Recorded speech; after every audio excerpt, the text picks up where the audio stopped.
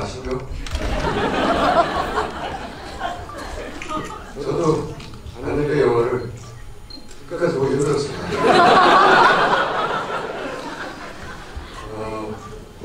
도울 선생님은 우리나라 어떤 서사학 혹은 철학자, 인문학자 도달하지 못한 굉장히 고유한 영역에 가진 분이죠. 장민의 서학이자 동시에 7살 소년이 동시입니다. 그래서 7살 소년의 호기심을 평생 유지하며 가장 높은 수준의 학문을 추구하신 굉장히 독특한 책이십니다. 물론 평생 지식만 탐구한 사람은 있죠. 그리고 평생 7살인 사람도 있겠어요. 두 개가 한꺼번에 혼재해서 그러면서 최고 수준의 학문을 하는 분은 내가 이런 도울입니다. 물론 도울 선생님도 가끔 7살이 태어날 때가 있습니다.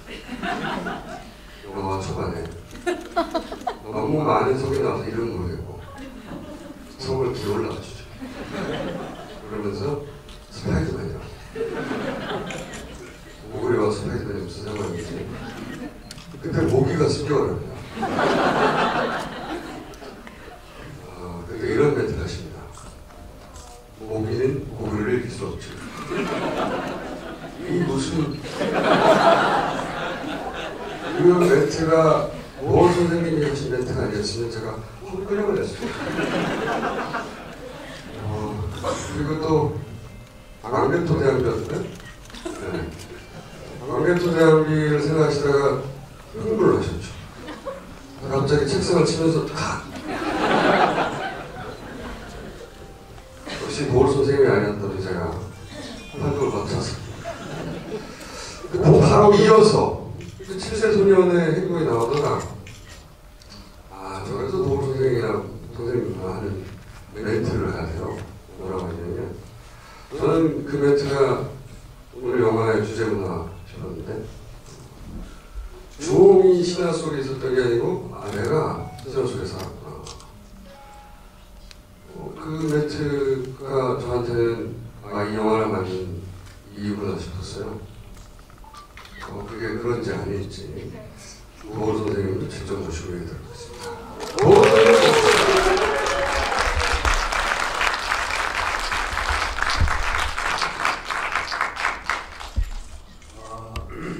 여러 가지 유력적인 이유로 이렇게 많은 사람이 자리를 느낀 적이 처음인 것 같은데 역시 김원준 총수의 방문을 받습니다.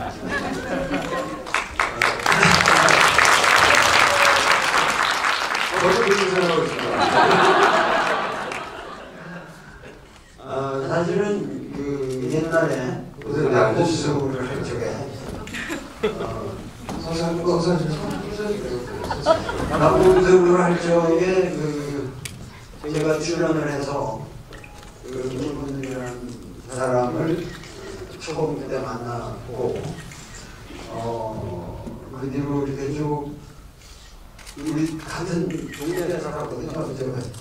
내가 살고 있는 연주시 그 동신동 버거 그 앞에서 바로 앞집이었어요.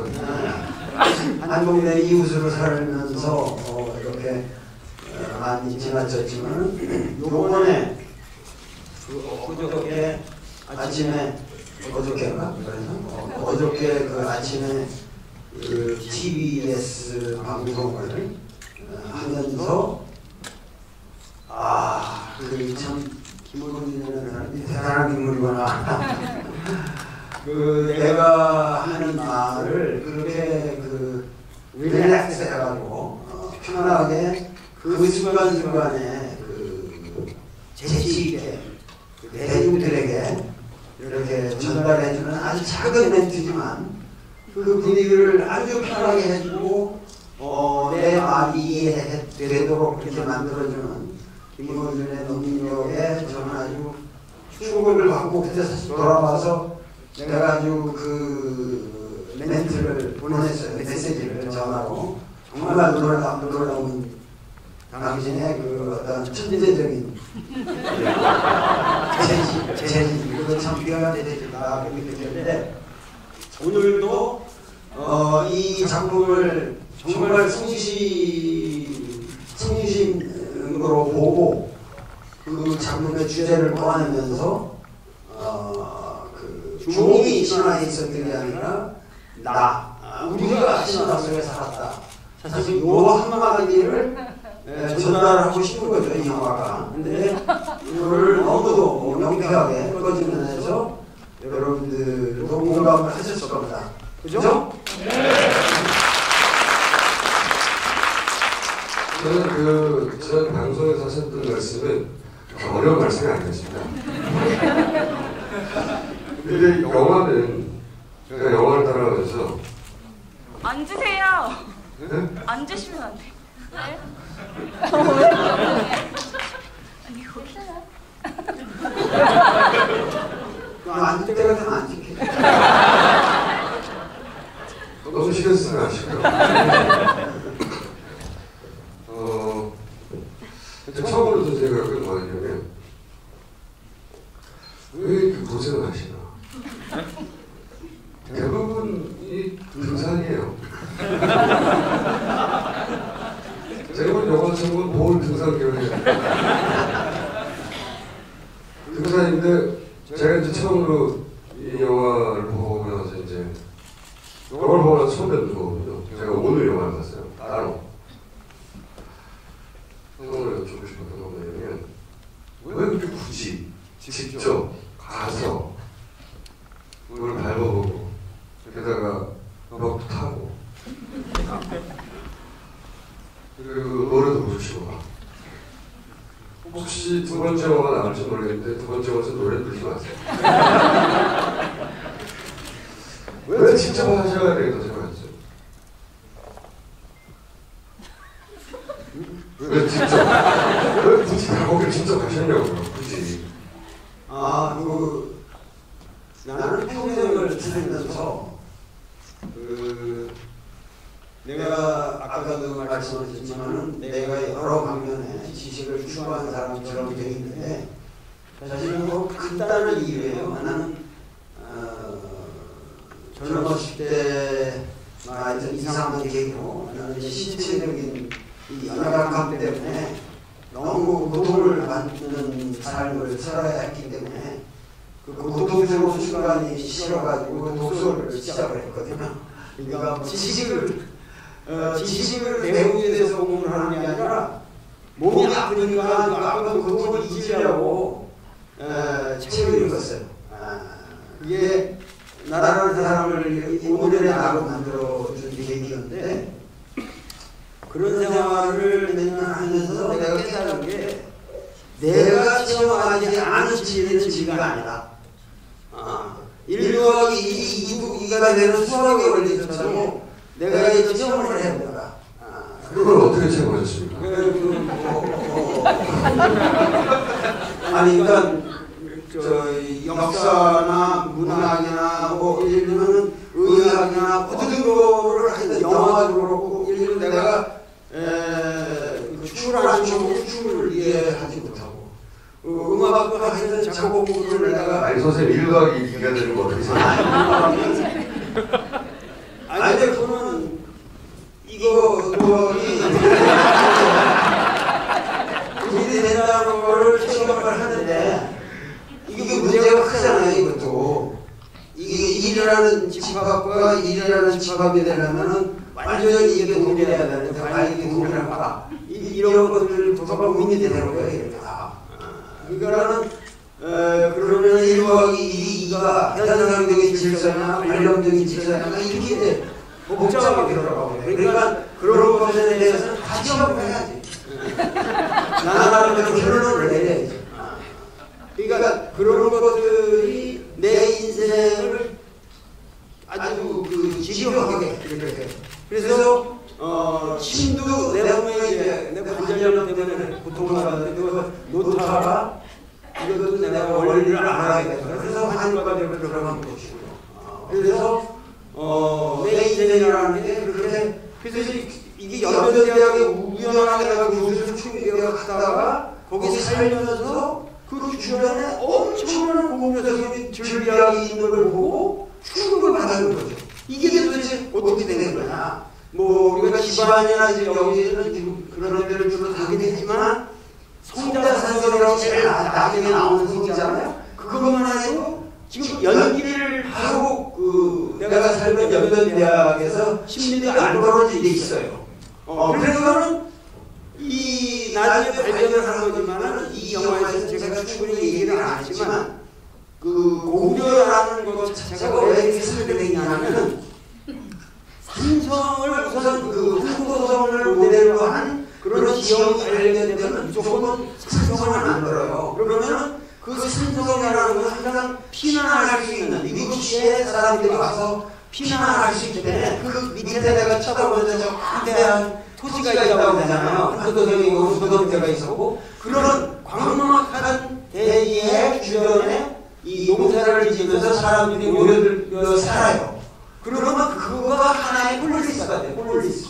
하나의 그 히라락에서 우리가 말하는 그런 공동체가 되는데 그 폴리스들의 연합체를 우리가 고려라고 하는 거예요. 이게 영국가가 아니에요. 삼국가라는 게 독특한 점에서 그 과거의 그 고려 성읍 이 산성들이 지금 남아있는 것만 해도 200여 개가 남고 있어요.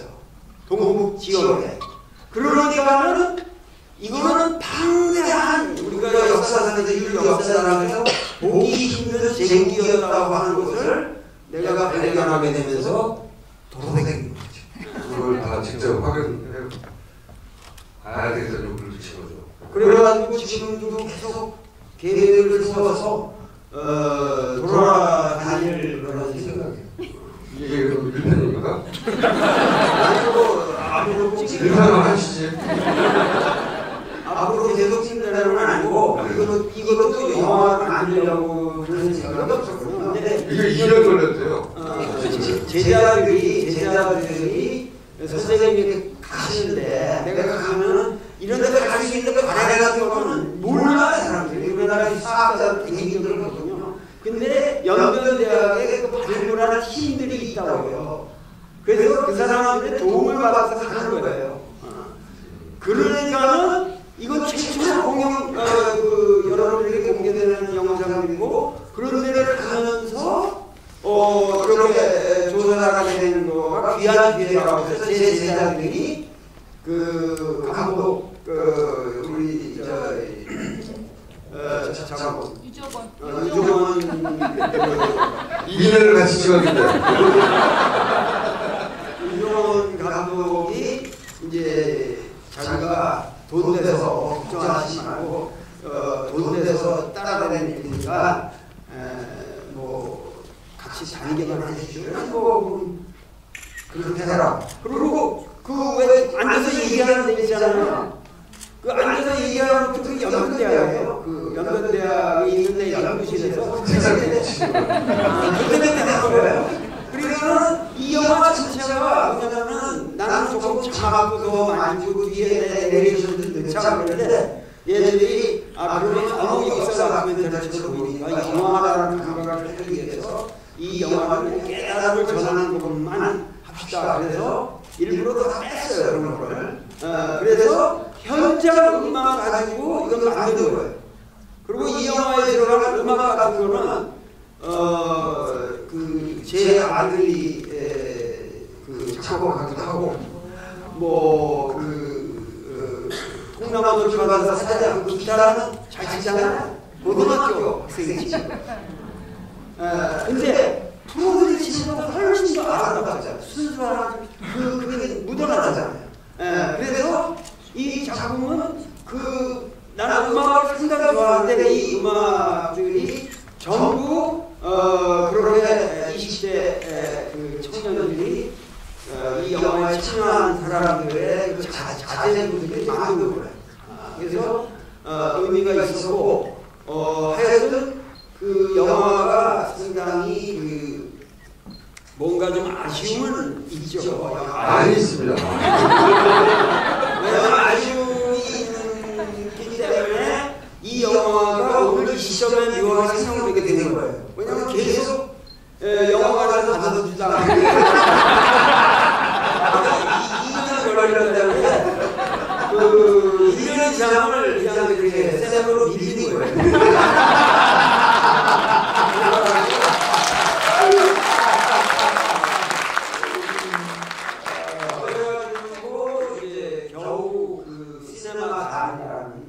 정말 우리 독립 영화계의 정말 성인 같은 사람입니다. 그래서 그 사람이 이 영화를 고생하는 걸 발견해서 그럼 제가 맡아서 이 영화를 꼭 흥행시켜 보겠습니다. 그래서 이게 시네마 달 덕분에 이렇게 된 거예요. 여러분에게 상영된 거고 여기 시네마 달 대표 김일곤한테 박수를 드립니다.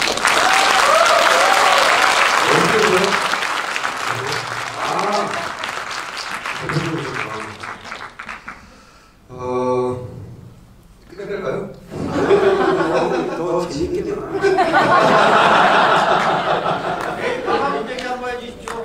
네? 내일 광화문 가시는 얘기 한번 해주십시오. 일단 그 제가 말을 시킬 때 하시고요. 그리고 또 한 가지 제가 궁금했던 건 뭐냐면 보다가 왜 고구려입니까? 왜 고구려? 네, 왜 고구려에 붙이신 거예요? 아니요, 아까 그 영화 속에서 얘기하지만 고구려라는 말을 듣고 가슴이 뛰거나 내가 뭐 무덤에 올라가서 막 찍으려고 그게 전달이 되시는 분은 난 그런 거 처음 할 때 막 눈물이 나오고 그걸 보면서 가슴이 울렁거리면서 이렇게 감격스러워. 왜냐하면 1914년에 그 단재 신채호 선생이 대종교의 그 우리 독립운동하는 분들이 전부 대종교를 신봉하는데 그 대종교의 3대 교주라고 볼 수 있는 그 윤세봉이라는 분이 그 환인 지역에다가 학교를 만들었어요. 그래가지고 선생님이 없기 때문에 당대 북경대학에 와 있던 단재 신채호 선생을 모셔가지고 그래가지고 그 당시 거기서 그 단재 신채호 선생이 거기 가서 이렇게 보니까 고구려 유족들이 있는 거예요. 그러니까 그때 보고서 단재 신채호 선생이 똑같이 말하거든요. 내가 속았다. 우리 고대사를 새로 봐야겠다. 그렇게 해가지고 쓰신 게 그 유명한 조선 상고사. 그것이 꼭 그 사건이 그 단재 신채호 선생이 우리나라 사람으로 거의 최초로 그 유족들을 가서 바라보는데 꼭 100년 만에 제가 가서 거기 생긴 거예요. 그래서 저는 그 10대부터 이 광개토대왕 비문을 해석하느라고 씨름을 했었거든요.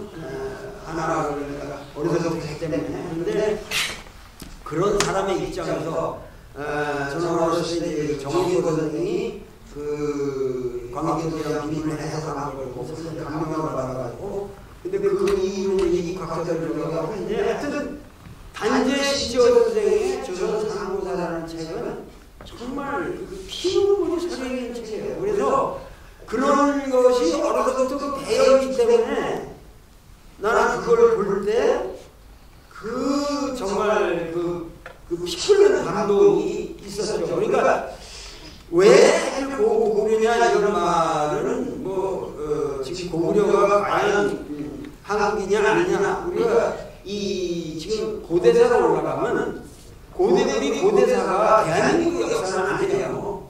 그렇잖아? 그러면 중국 사람들한테 중국 역사가 마찬가지예요. 공자가 중국 사람이냐? 공자는 노나라 사람이에요. 노나라 조그만 제국은 노나라 사람이지 공자가 다 중국 사람이라고 생각한 적 없어요. 그러니까 고대사로 올라가면은 우리가 말하는 그러한 어떠한 영토 개념이나 민족 개념이라는 게 잘 적용이 안 됩니다. 그래서 서양 사람들은 고대사로 올라가면 민족사를 안 쓰고 문화사를 쓰는 겁니다.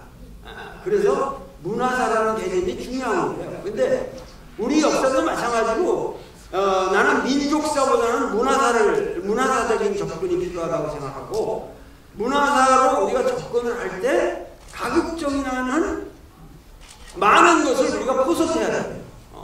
그거는 우리가 다 먹으면 되는 거니까. 남한테 줄 필요가 없어요. 그러니까 고조선의 영토도 나는 지금 한 바이칼로부터 잡아야 된다.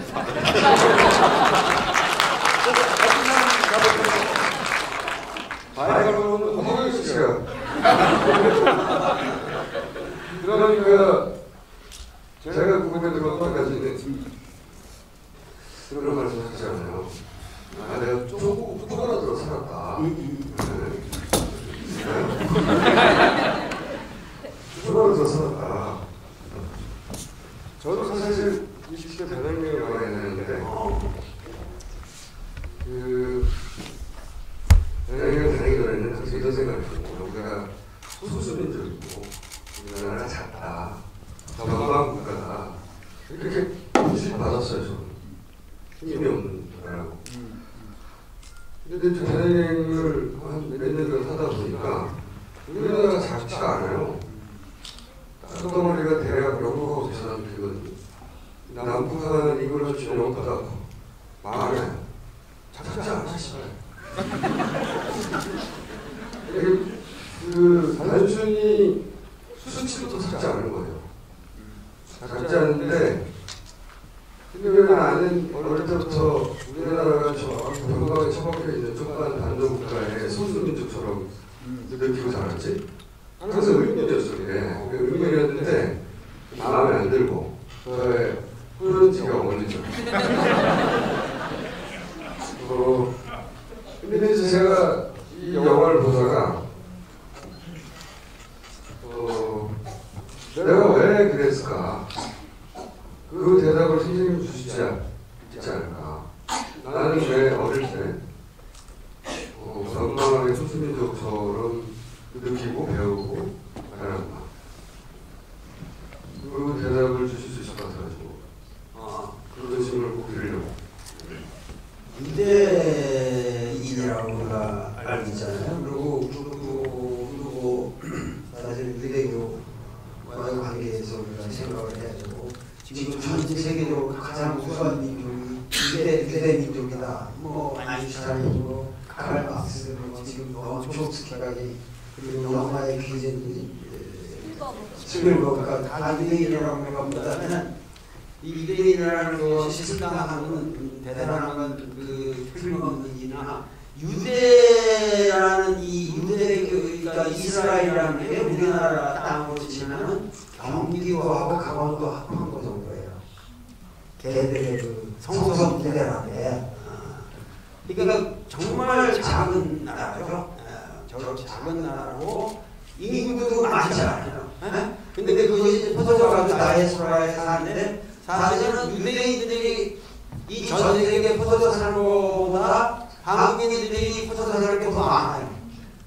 전 세계에 가서 한국인 커뮤니티가 없는 데가 없습니다.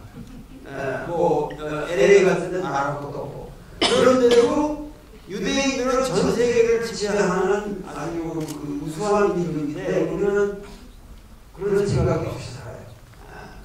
예를 들면은 하나만 이 예를 들어봅시다. 사실은 이 많은 사람들이 유대인은 머리가 좋다고 생각하는데, 사실 머리 좋은 거로 말하는 이 침대를 만들어내고 뭐 이런 거를 보면은 인류사에서 예를 들어 영국인들이 인류사에 고안한 침대를 배출할 수는 유대인 한 게임이 안 됩니다. 불나는 사람은 그러고, 예를 들면 한국 사람들의 머리 좋은 거는 내가 보기에 유대인들보다 훨씬 더 머리가 좋아요. 단지 유대인들은 그 20세기를 통해서 히틀러에게 핍박을 받으면서 자기들이 자기들이 그거를 보상하기 위해서 그런 신화를 만들었어요. 유대인들은 특별한 민족이고 머리가 좋고, 사실 19세기만 해도 전 세계에서 유대민족이 특별히 머리가 좋다는 생각을 한 기록이 없어요. 그렇게 생각 안 한다고. 그러니까 뭐냐면 우리가 우리 역사를 제대로 이해한다고 하는 것은 우리가 우리 자녀를 가질 때 그런 문제하고 걸려요. 예를 들면 내가 중국 가서 중국의 조선족들하고 내가 이렇게 조선족을 놓고 강의를 하는데 거기서 내가 한 얘기가 있어요. 예를 들면 유대민족은 다이아스포라에서 퍼져 살다가 그 유대민족이 이 세계에 급상하게 되면 전부 히틀러 덕분이다. 히틀러가 그 민족을 이제 핍박을 하니까 그들이 전부 뭐냐면 그 각 대학에 있던 우수한 인재들이 다 미국으로 갑니다. 그래서 미국을 접수하게 되는 거예요. 그러니까 20세기에 뭐 엔터테인먼트나 금융이라든가 교육이라든가 학술이라든가 뭐 의료라든가 모든 면에서 유대인들이 장악을 해요. 그런데 그 가장 핵심적인 것이 20세기 미국을 유대인들이 장악하는 과정에서 가장 유리했던 것은 우선 언론은 구분이 안 돼요. 그 유대인들이 몰라. 한국 사람은 아무리 가서 찍어요. 동화가 안 돼. 근데 유대인들은 20세기가 이 미국 사람을 침투할 수가 있었어요. 그런데 예를 들면 동북 삼성에 있는 한국인들 우수한 사람들과 강의를 하면서 한국 와서 3D 업종에 종사하지 말고 너희들이 지금 미국, 중국인들이 세계에 부족한데 너희들이야말로 20세기 미국을 쳐먹은 유대인과 같은 그 역할을 얼마나 할 수 있다. 21세기 중국의 이 새로운 문명이 증대되는데 니들 봐라. 유교적 덕성에 있어서 중국인들보다 더 중국적이고 얼굴도 구분이 안 되고 술을 먹어도 중국 사람은 훨씬 잘하고 장사를 해도 니들이 훨씬 더 의리있게 잘하고 그러니까 뭐냐면 이런 문제들이 전부 우리가 이 세계를 개척해 나갈 수 있는 새로운 길이라고 새로운 방식이고 그리고 이런 찬스가 보이지 않는 사람이 깔려 있어요.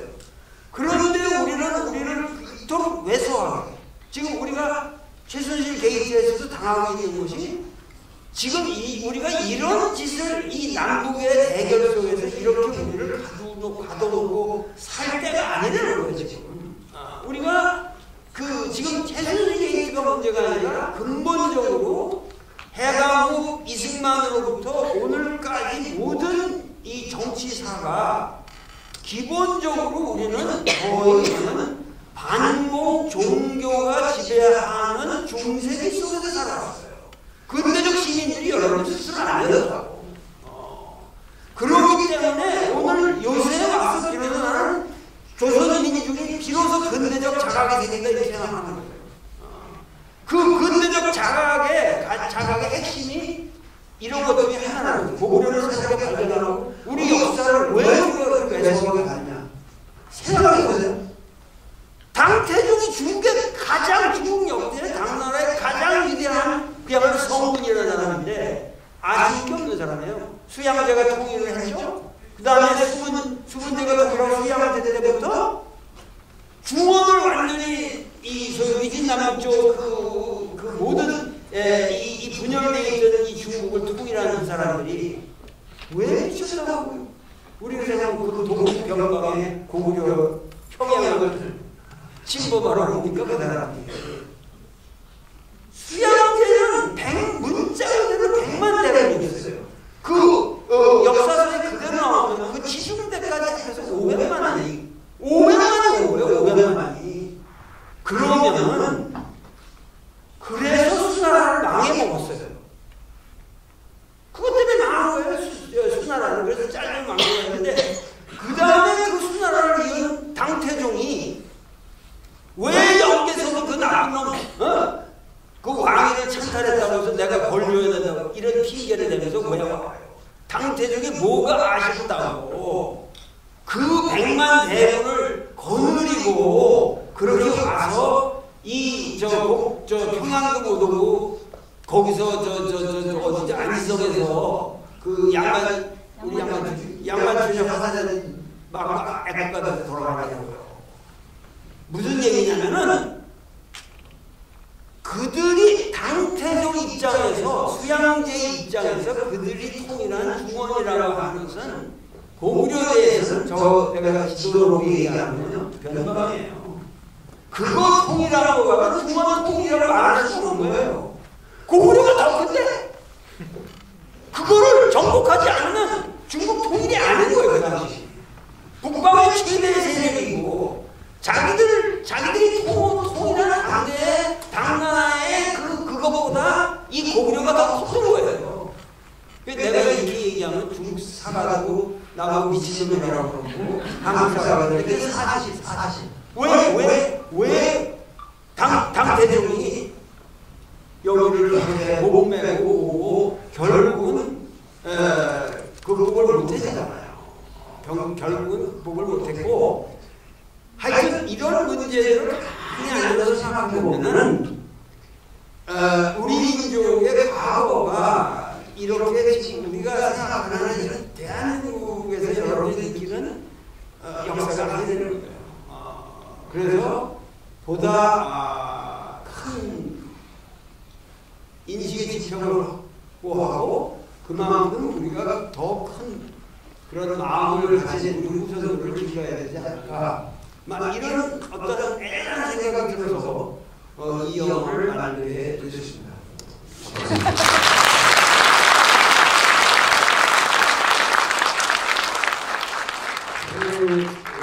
얘기하시다가 방언이 터질 때가 있어.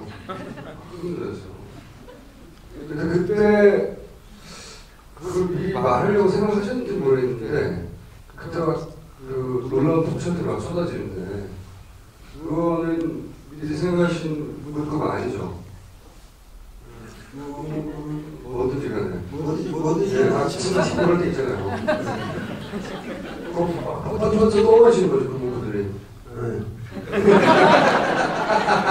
나는 이 글을 쓸 적에도 글을 쓸 적에도 안 나오는 걸 쥐어짜 않으라고 생각하는 건 없어요. 너무 쏟아져서 뭘 안 써요. 배제하느라고 생각해요. 진짜로. 항상 그래서 머릿속에서 뭐가 이렇게 폭포처럼 쏟아져요. 쏟아지는데 그걸 배제하느라고. 그걸 다 쓰면 그게 안 되니까. 나도 써주세요. 나도 써주세요. 이런 생각을 그래서 요즘은 내 인생에 이제는 조금 가만히 앉아서 더 온양을 시켜서 아주 정제된 술을 만들 그런 인생의 시기가 아닌가. 그러니까 너무 많이 집어넣어가지고 이게 다 머릿속에서 화학 반응이 좀 일어나면서 뭔가 이제 될만하다 그러는데 이 정치가 나는 정말 정치적인 관심을 가지고 거기서 뭐 연설하고 이런 거에 인생의 취미가 있지 않아요. 그리고 내가 할 일이라고 하는 학자로서 정말 해야 할 일이 너무도 많은데 이게 정치적 현실이 워낙 이게 대화로 들어가다 보니까 이거는 우리가 방치할 수 없는 거. 여러분들 내일 나가셔야 되잖아요. 지금 이런 상황에서 우리가 이런 그 연쇄 담화범위에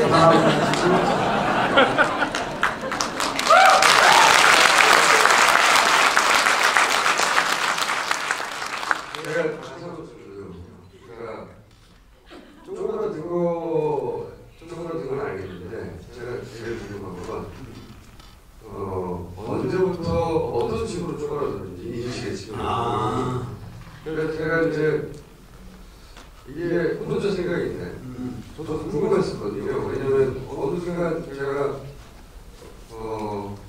아랍이었던가 어디 하여튼 앉아있다가 한국에 돌아갈 비행기를 놓쳤어요.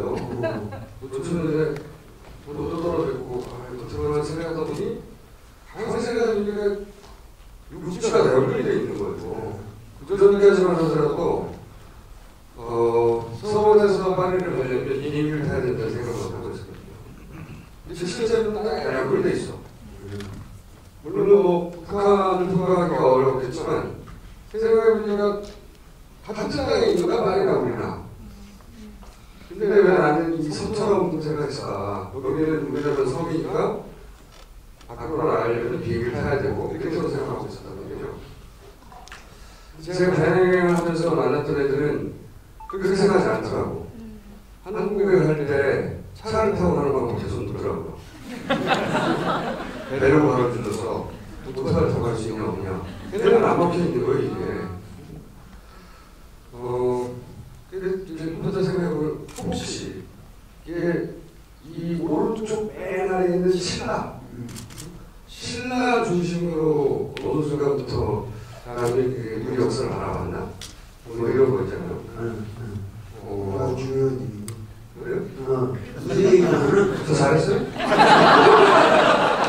그 이유를 알려주세요. 왜 이렇게 쫄아들었는지 어느 순간부터? 그게 아주 중요한 거예요. 예를 들면은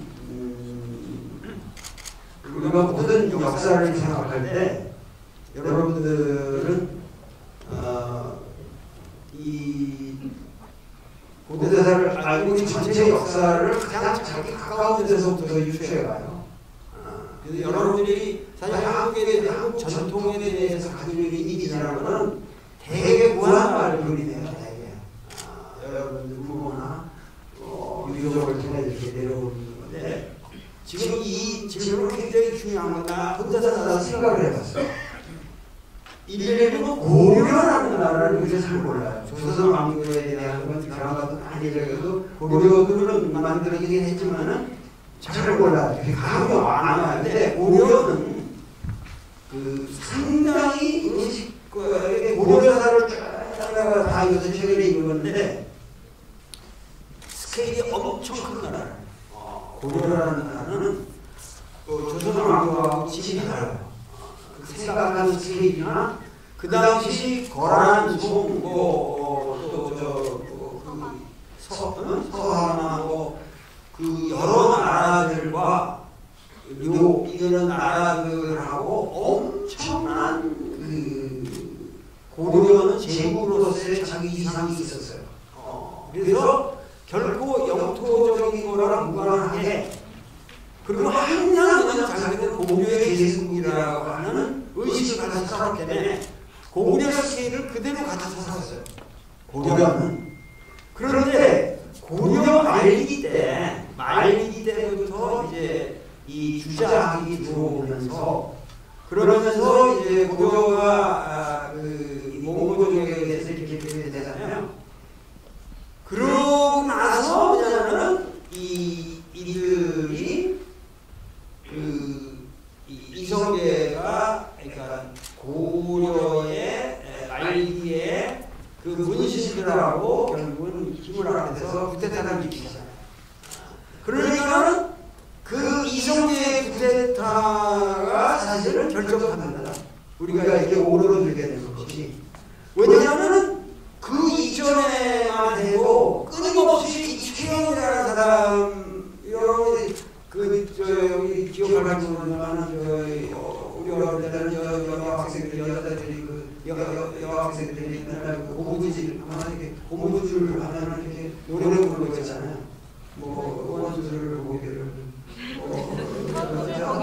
한국을 고기를 돌같이라든가 이러면서 최영 장군 이런 노래 부르잖아요. 그러니까 우리들 보면은 그 무당들 보면은 전부 뭐냐면 이성계 보시는 무당은 없어요. 근데 최영 장군 그게 많이 보세요. 무당들이 그게 뭐냐면 이 무당은 항상 한이 많은 위대한 인물을 보십니다. 단종이라든가 그러니까 그 한이 되는 사람들을 보십니다. 그래야 신기가 있다고 해요. 그러니까 이 최영 같은 사람들만 해도 이 최소한 저쪽 만주 요동지방이라든가 이런 거를 우리가 국보를 해야 된다고 생각하잖아요. 그런데 이 영나라가 이제 원나라를 이렇게 뭉치고 주원장이가 이거 나라를 세우자 이 타협을 하는 거죠. 우리 역사의 가장 나는 기식적인 우리의 의식이 대중과 왕조가 단절된 것이 위화도 해군이라고 했어요. 압록강까지 갔다가 압록강 안에 있는 중앙선생이 위화도인데 그 위화도에서 지금 그냥 건너는 요동이에요. 그러면 요동 회군을 아직 됐어요. 그런데 이 이성계는 뭐냐면 얼마든지 건국을 조선왕조를 대국을 한다고 해도 이 요동을 돌아서 요동을 밀당을 해놓고 돌아왔어야 된다고. 그런데 스스로 자기 영토와 인식의 지평을 제한시킨 거예요. 우리 더 이상 이제는 이쪽은 넘어가지 않고 여기서 주장적인 질서 속에서 잘 살겠다. 이게 거의 무시화되는 거예요. 그러면서 이 우리가 아는 이 역대의 왕조 중에서 훌륭한 점도 많습니다. 그렇지만 조선 왕조라고 하는 것은 우리에게 굉장히 문제가 많은 왕조예요. 우리가 조선 왕실이라는 건 굉장히 우리가 크리티컬하게 봐야 되는 문화예요. 그렇고 조선 왕조가 우리에게 물려준 유산은 뭐 위대한 게 많죠. 세종대왕 쪽이라든가 여러 가지 많지만은 그 조선 왕조는 우리의 인식의 지평을 오그라붙이려고 아주 노력한 그런 왕조죠. 그래서 오늘의 이 박근혜의 문제까지 내려오는 것이 조선 왕조의 어떤 주자학적 정통주의가 가지고 있는 그 보수적 노원 중심의 성향이 오늘날까지도 이어지고 있어요. 사실 7, 8을 통해서 오늘까지 오는 것이 조선 왕조의 상당히 분리스러운 전통이 있습니다. 그래서 우리는 그렇다고 해서 내가 처음에도 그렇잖아요. 여기서 신라하고 얘기를 하면서 그러잖아요. 가장 중요한 게 그게 뭐 틀렸다는 얘기가 아니라 편협되다 이렇게 보면. 그러니까 우리 역사를 조선 왕조 중심으로 보는 역사는 상당히 편협된 역사예요. 그리고 조선 왕조의 가치관은 너무 왜소해요.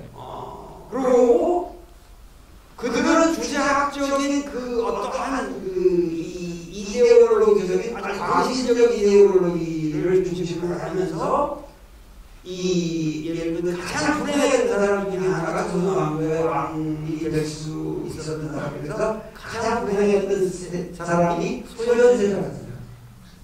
소현세자는 당대에 중국의 군원에 가서 엄청난 인물을 다 만났어요. 아담샤라든가.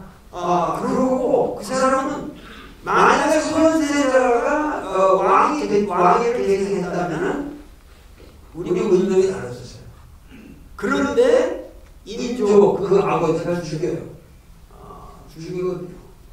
그러니까 우리 역사가 항상 이 정치사는 정말 위대한 정치가 될 만한 인물들은 다 죽였어요. 이게 앞으로 이런 비극이 오지 말아야 된다고 생각합니다. 그럼 제가 평균적으로 여쭤보면요. 벌써 뭐 오늘 진지한 이거는 뭐 아니 제가 경수가 좀 있어요. 왜요? 한 가지만 여쭤보면 제가 쭉 말씀 듣다가 막 설득되려고 그러면서 지난 며칠 전에 이제 박근혜 시대 종말이 일어나는 게 뭐냐 제가 여쭤봤더니 그것은 박정희 패러다임의 종말을 일어난다 그렇게 말씀하셨어요. 근데 지금 얘기를 듣다 보니까 그리고 앞에 무슨 말씀하시냐면 우리가 아직도 이 중세시대 그러니까 남북 대치 속에서 중세시대에 패러다임이 갇혀있다. 지금 비로소 근대적 자아가 시민적 자아가 만들어지고 있는 거다. 이게 촛불이라는 게. 쭉 연결해보면 말씀하신 걸 연결해보면 그러면 굉장히 편협했던 조선 미래를 편협했던 세계관이 쭉 이어져서 그 편대 속에서 박정희도 태어나고 그래서 살아남아 있었는데 그러면 이 촛불 집회는 보시기에 이렇게 편협했던 세계가 이렇게는 군대적 자아가 탄생하는 굉장히 중요한 전환기라고 말할 수 있나요? 그럼 지금 뭐냐면은 우리가 이 민주라고 하는 가치, 민주라고 하는 것은 제도적인 구현을 요구하는데 사실은 히랍 시대의 민주주의라고 해봤자 그 데모크라티아라고 하는 것은 굉장히 그 나쁜 의미였어요. 예를 들면 플라톤만 해도 선생님 소크라테스가 이런 아테네 데모크라티아 때문에 우리 선생이 억울하게 죽는다. 사실은 그 다수의 정치라고 하는 게 문제가 많잖아요. 그래서 그런데 이제 근대로 오면서 미국 혁명을 통해서 이제 그 미국의 헌법이 만들어지면서 몽테스키의 이제 상권 분리라든가 그리고 또 이제 존 로크의 관용문이라든가 이런 것들이 독립선 언어를 기하는 사람들에게 영향을 주는데 미국도 뭐 영광과 반영광과의 싸움을 해서 헌법이 심판하는 그게 복잡했어요. 그러나 좌우지간 어떻게 됐든지 간에 불란서 혁명이나 미국 혁명을 통해서 우리가 보는 민주주의 역사라고 하는 이게 근대적인 그 민주주의 역사인데 그 역사의 결론이라고 봐야 결국은 트럼프다 이거예요. 우리가 이제는 앞서다고 해서 그 성공한 민주주의를 제대로 한 것도 아니에요. 그러니까 예를 생각해보세요. 예를 들면 그 춘추전국 시대에 노나하고 무슨 제나라 사이에서 뭐가 이기는 빠르다 이 웃기는 얘기 아니에요. 그 한 시대의 패러다임이에요. 그러니까 이 민주라고 하는 것을 근대적인 어떤 제도를 우리가 만들어야 되는데 지금 우리 제도 자체도 상당히 불합리적인 상태고 우리가 뭔지 몰랐다. 제가 그래서 요새 헌법 공부를 하고 있어요. 나는 요새 그 헌법학자들하고 내가 어떤 헌법학자하고 내가 싸우고 지금 내가 이만큼 내가 난 철학을 했으니까 법이라는 게 들어가면 법철학이거든요. 공부를 안 하셔도 이겼을 거예요. 그러니까는 뭐냐면은 이 근세적인 이 데모크라시라고 하는 것을 우리가 지금 이렇게 그 만들어가는 진통을 우리는 불과 60년, 70년 동안에 서구 역사가 200년 동안 달성한 것을 축받아서 했어요. 축받아서 했는데 그것이 아직 그 내면화되지 못했다 이거예요. 그리고 계속 속았다 이거예요.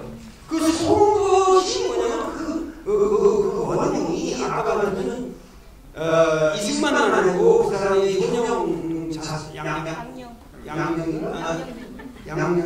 양녕의 후손은 아니라 그래서 그 사람은 자기가 그 고종한테 밀려가 이제 돌아가지고 그 미국 갈 적에도 상당히 이 사람은 자기가 이제 그 조선조의 왕손으로 대표해서 한다는 아주 왕손적인 멘탈리티가 꽉 차있는 사람이에요. 그래가지고 하여튼 돌아와서 뭐냐면 그 이승만이라는 사람만 해도 민주적 가치가 전혀 없는 사람이에요. 자기 왕이라고 생각하고 우리도 그들을 제대로 뽑은 적도 없고 그러니까 무슨 얘기냐면 지금 박근혜는 박정희의 딸이고 박정희는 사실은 그 이승만 정권의 연장되거든요. 사실은 박정희는 그런 사람이 아니었어요. 원래 좌파니까 이승만 패러다임에 굉장히 반기를 들려고 그랬던 사람인데 결국은 집권을 하고 조금 있다가 결국 이민이랑 타협하고 경제발전 모델을 하면서 독재자라고 탈바꿈하면서 이제 완전히 그 박정희 이승만보다 더 사악한 패러다임으로 그런 거죠. 그러면 박근혜 패러다임은 박정희 패러다임은 사실 이승만 패러다임이고 이승만 패러다임이라는 건 기본적으로 이 조선왕조의 노론 패러다임이에요.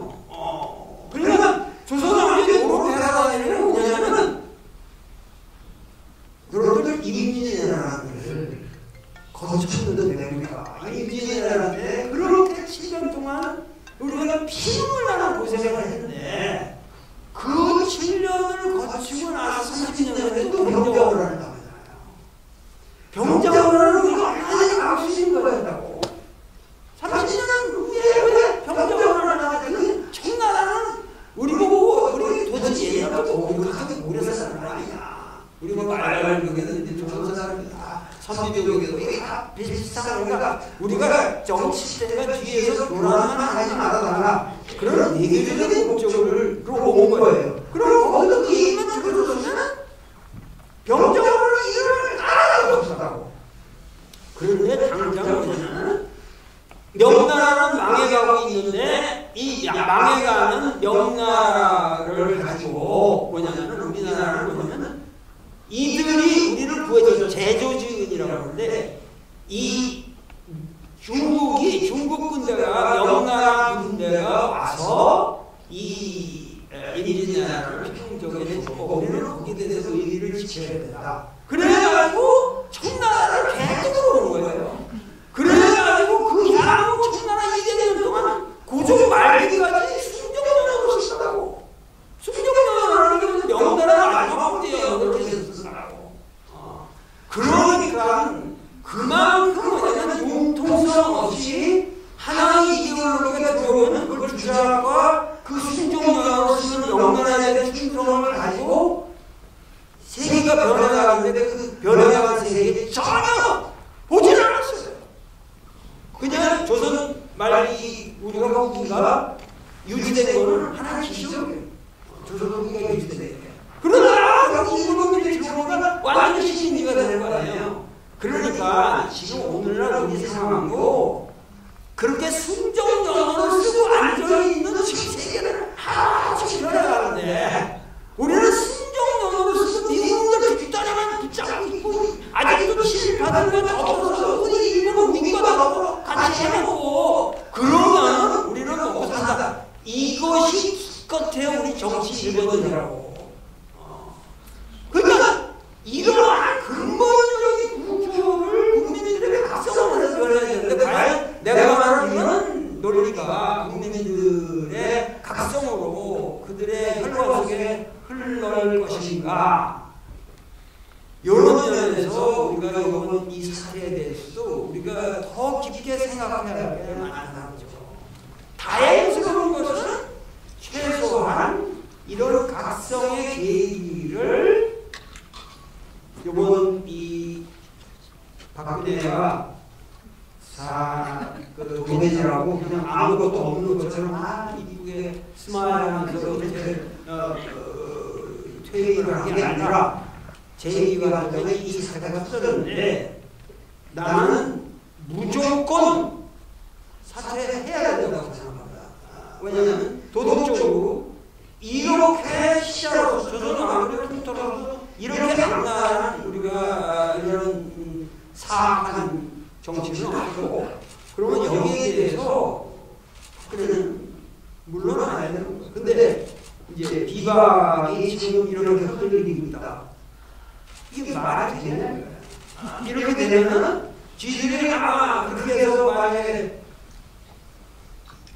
탄핵안조차도 무결시키는 사태가 온다. 여러분 어떻게 생각하시겠어요? 지금 그것도 지금 눈에 보이는 지금 다가오고 있는데 우리가 이렇게 박근혜가 하야 라는 말, 자기가 퇴진하겠다는 말을 하지 않았으면 이게 뭉쳤었는데 자기가 뻥끗하면 이제 문을 열을 거 아니거든요. 그러니까 그거 언제라는 말도 안 하고 지금 나와서 니들이 정해두는 일정이라고 생각하니까 그게 문을 열는 거예요. 그렇게 되면은 이게 그야말로 탄핵도 부결된다. 그러면 어떻게 될까요? 국민들은 가만히 있으겠을까? 그러면은 하여튼 그들은 내가 말을 안 하는데 그때 가서 내가 하겠지만 지금 문제는 심각합니다. 이렇게 국민들의 의문이 끓고 있는데도 이 국민의 의사를 여야를 막론하고 이 담아낼 수 있는 인물들의 수준 그 수준을 갖춘 집단이 아니라는 이 사실, 이게 우리 국회의 현실화가 사실을 생각하는 하여튼 민주주의의 조종이 우리의 물리고 있는 거죠. 선생님 대선 출마하실 거예요? 그러니까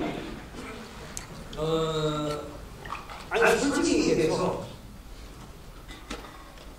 젊은 날에 나라고 정치에 대한 뭐 생각을 없었겠습니까? 모든 사람들이 한국 사람들이 이 생각 저 생각 가야 된다는데 대선 출마하실 생각 있어요? 아니 옛날에 있으셨어요? 성장하면서 뭔가 생각을 가지고 청춘의 그 야망이라는 건 몇 살까지? 몇 몇 살까지 출마 생각 있으셨나요? 근데 이제 30대? 우리가 같은 사람은 왜냐면 우리 정도 나이가 되면은 인생의 목표가 이제는 고착이 돼요. 대통령으로?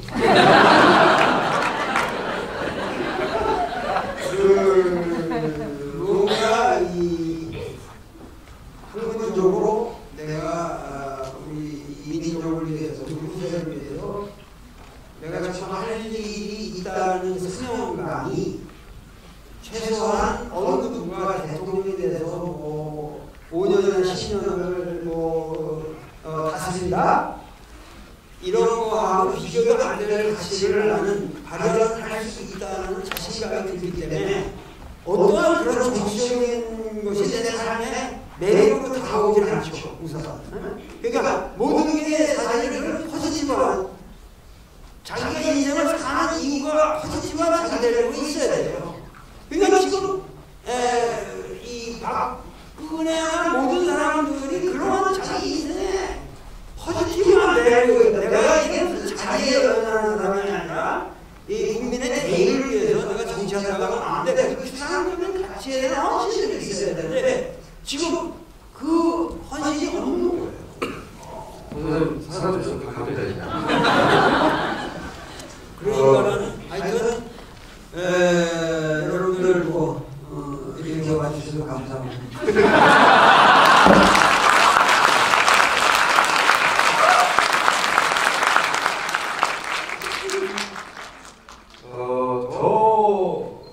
저 부분만 집어주세요. 10초 있는 거, 혹은 30초 정도 있는 거.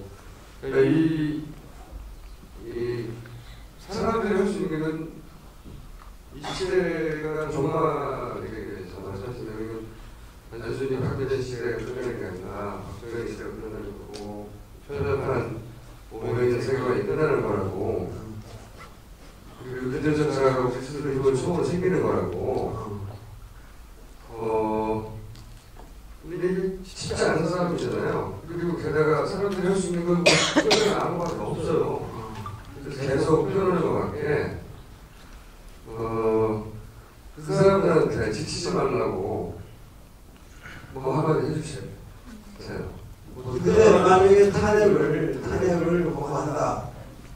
그리고 국회마저 우리에게 절망적인 모습을 보인다면 정치인들의 열망을 당하는 못하면 단순하게 국민들도 이제는 시위라고 하는 통화적 시위라는 것에 있어서는 만족할 수가 없을 거예요. 그러면 나라가 이게 새로워지는 거죠.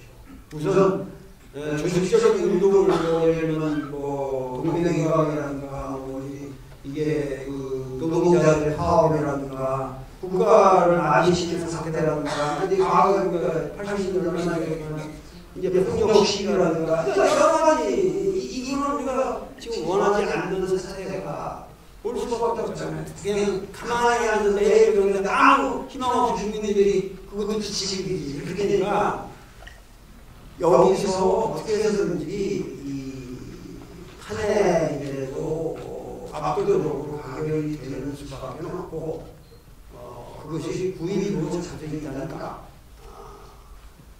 거기에 대해서 국민들은 최대 압력을 가해야 될 것이고 그리고 국민들의 의사는 매우 단순 명료하다. 우선 물러나라. 물러나면 60일 내에 차기 대통령을 선출로 되어 있잖아요. 그리고 그 프로세스는 어렵지 않아요. 프로세스가 불안하다. 오히려 그 프로세스를 알기 좋다. 우리 국민들 입장에서. 그리고 한국 사람들은 뭐든지 빨리빨리 잘해요. 저 고속도로가 뚝딱 나버리는데 그거를 뚝딱 찍고 그러는데 국가가 60이면 충분히 대통령을 뽑을 수 있습니다. 그거 아무 문제가 없습니다. 그러니까 그리고 지금 나와 있는 인물들만 해도 이전에 어떠한 인물들보다 훌륭한 이 자격을 갖춘 사람들이 많습니다. 지금 어떻게 됐든지 그러니까 하야를 해야 되고 60일 내에 그 헌법에 따라서 하는 것은 문제가 없고 그래서 훌륭한 지도자는 나는 확보만 되면은 우리 역사는 정말 멋있게 갈 거예요. 멋있게 갈 건데 단 내가 세 가지만 내가 여러분들에게 앞으로 그렇게 단순하게 이 프로세스가 진행될 것 같지는 않겠지만은 누가 어떠한 과정을 거쳐서 대통령이 되든지 간에 차기 대통령을 바라보시는 세 가지 기준이 있어야 됩니다. 내가 말하는 세 가지 기준. 첫째는 경제 민주화를 일으켜야 됩니다. 우리나라의 양극화 문제, 이 경제 민주화의 해결이 우리나라 민주화라는 말자 허겁니다. 그렇기 때문에 경제 민주화를 위해서는 재벌들을 해체시키라는 게 아니라 재벌을 합리적인 법 질서 속에 가둬야 돼요. 그래서 그걸 완전히 지키게 만들어야 됩니다. 목숨 걸고 이걸 실현해야 됩니다. 둘째, 남북은 대결해서는 안 됩니다. 어떤 경우에도 우리가 참고 달려가면서 북한 문제는 알아요. 난 누구보다 잘 알아요. 북한을 가서 내 눈으로 확인하고 중국 자료를 통해서 알아 연구를 해보면 북한은 문제는 알아요. 그건 알지 못하는 거예요. 북한이라는 건 우리가 대결의 대상이 아니라 화해의 대상입니다. 그래서 남북 화해를 반드시 실현해야 되고 셋째, 반드시 풍요로운 농촌을 만들어야 됩니다. 우리 땅을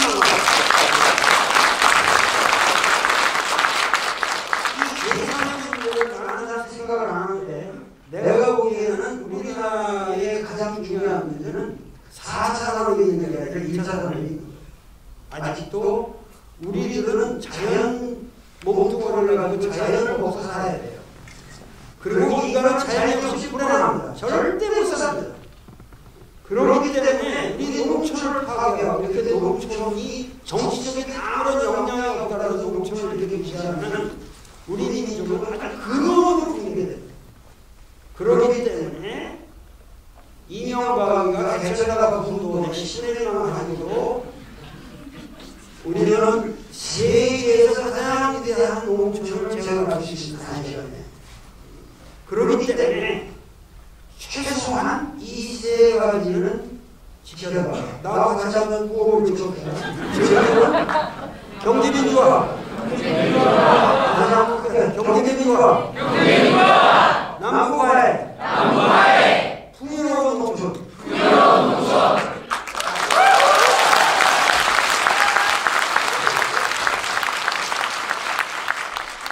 그리고 한 가지만 더 해주시면, 그래서 세 가지를 지키지 않고 또 탄핵도 안 될 경우에 보건소재로 출발을 생각할 수 있습니다.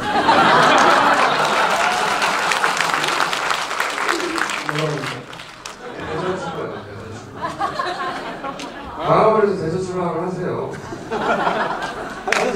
우리 총차를 말하래요. 유머와의 대화하고 그래서 항상 만나서 즐겁고 이 오늘 자리에 정말 힘든 스케줄인데 새벽에도 나가서 또 해야 되는데 그래서 여러분이 총수의 성의를 생각해서 한 명당 또 주변에 한 100명이 이 영화를 보고